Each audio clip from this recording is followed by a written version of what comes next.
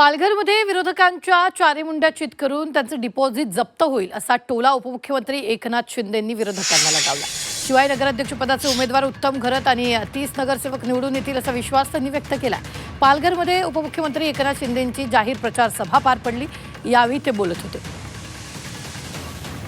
एक दिलाने एकजुटीचं दर्शन घडवून सगळ्यांचं डिपॉझिट जप्त करायचं आहे। येणाऱ्या निवडणुकीमध्ये पुन्हा पालघरमध्ये या ठिकाणी दुसऱ्या कोणीही हिम्मत करता कामा नये, शिवसेनेचा नाद करायचा नाही। तर विरोधकांना चारीमुंड्या चित करू असं शिंदेंनी यावेळी बोलताना म्हटलेलं आहे। पालघरमध्ये विरोधकांचं डिपॉझिट जप्त करायचंय असं देखील त्यांनी बोलताना म्हटलेलं आहे।